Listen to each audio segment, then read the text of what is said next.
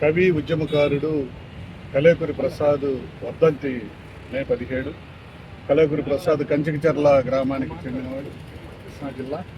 అదేవిధంగా ఇక్కడ AC college స్టూడెంట్గా ఉండి అక్కడి నుంచే ఆయన విప్లవోద్యమంలోకి వెళ్ళాడు.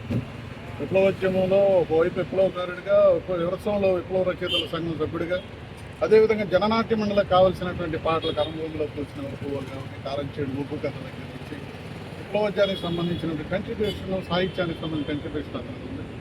ఆ తర్వాత కారంచేడు చుండూరు సంఘటనల తర్వాత ఆయన అంబేద్కరేట్గా మారాడు. మార్క్సిస్ట్, అంబేద్కరిజం రెండూ అవసరం అనే ఒక అవగాహనకు ఆయన వచ్చాడు. మార్క్సిజం, అంబేద్కరిజం వెలుగులో ఆయన రచనలు చేశాడు. దాదాపు ఇంకొక 3 అనువాదాలు చేస్తే రాష్ట్రంలో తెలుగులో ఆయనంత అనువాదాలు చేసిన వాళ్ళు ఇంకొకరు లేరు.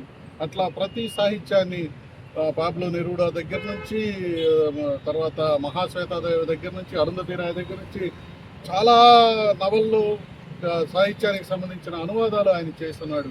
అలాగే స్వయంగా కవి కంచికచర్ల కోటేశ్ గురించి అంటరాని ప్రేమ అనే అద్భుతమైన కావ్యం రాశాడు. అలాగే కలేకూరి ప్రసాద్ తత్వవేత్తలందరినీ అధ్యయనం చేసి ఆయన ఇక్కడ ఉన్నటువంటి ప్రపంచ తత్వవేత్తలతో పాటుగా బాబాసాహెబ్ అంబేద్కర్ ఏమాత్రం తీసుకోడని ఆయన రచనల్లో తీసుకొచ్చాడు. రష్యాలో లెనిన్ ఎట్లాంటి, భారతదేశంలో అంబేద్కర్ అలా ఒక ముందు చూపుని, దిక్సూచిని, ఒక ఆలోచన విధానాన్ని, ఒక విముక్తి సిద్ధాంతాన్ని ఆయన ప్రతిపాదించాడని చెప్పి అంబేద్కర్ గురించి ఆయన రాశాడు.